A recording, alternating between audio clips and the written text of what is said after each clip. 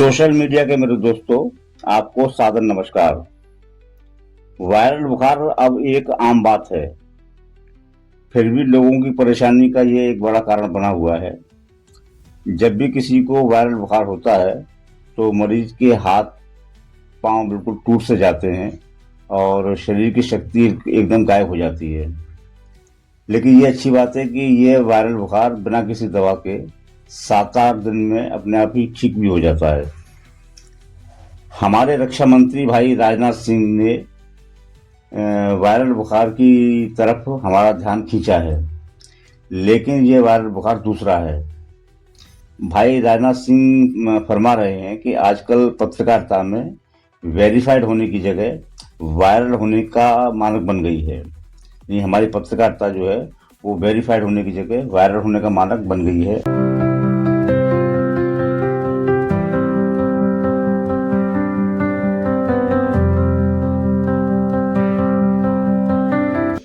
वह यह सही कह रहे हैं कि पत्रकारिता सिर्फ आगे बने रहने की दौड़ नहीं है, बल्कि सबसे सही होने की जिम्मेदारी भी है।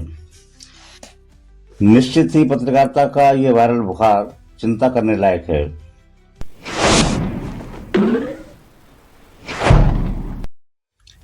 राजनाथ भाई जी, आप ये बात जानते होंगे, लेकिन मैं फिर भी आपको बता दूं कि पत्रकारिता में दो तरह की तस्वीरें होती हैं। पहली तो तस्वीर होती है कि किसी घटना की खबर देना, और दूसरी तस्वीर होती है खबरों का दुनिया और समाज की स्थिति का विश्लेषण या फिर विवेचन करना।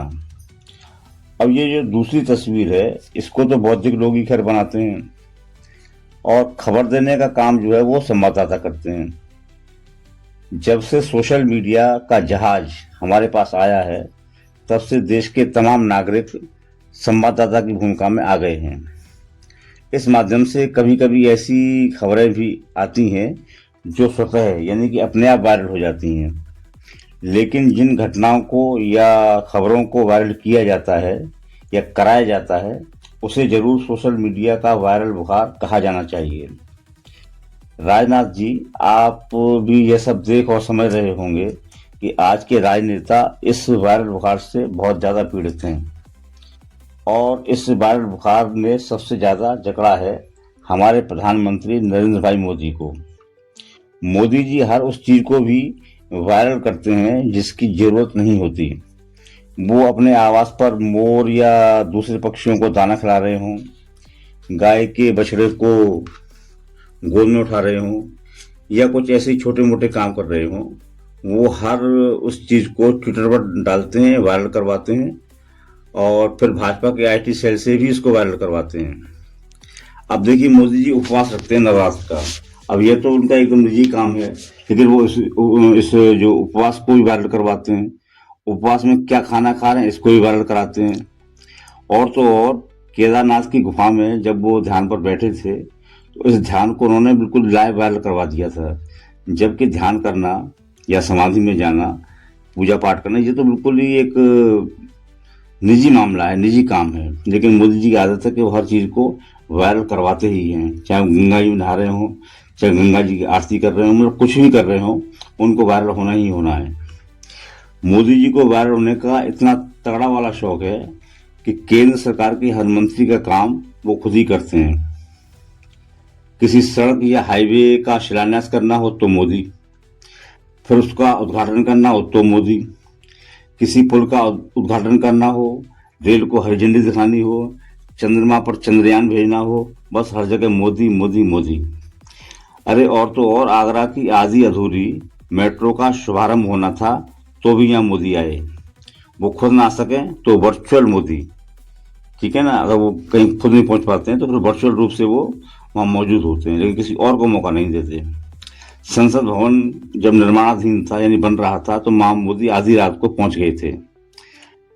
राजनाथ जी, कितने वाकई गिनाए जाएं, लोगों का मानना है कि मोदी जी को वायरल होने की गंभीर बीमारी है। आम लोग आपसी चर्चाओं में जो खूब कहते रहते हैं कि मोदी वायरल बुखार के मरीज हैं। राजनाथ जी, क्या आपने कभी मोदी जी को इस बाबत समझाने की कोशिश की है? यकीनन जवाब है, कभी नहीं की होगी। और कभी कर भी नहीं पाएंगे। आपने पत्रकारिता को समझाने की कोशिश की, ये अच्छी बात है, लेकिन ये एक बहुत ही छोटा सा साहस है, यदि एक बहुत छोटी सी हिम्मत है। कभी बड़ा मौका मिले, कभी आपको मौका मिले तो थोड़ा बड़ा साहस दिखाइए, बड़ी हिम्मत दिखाइए।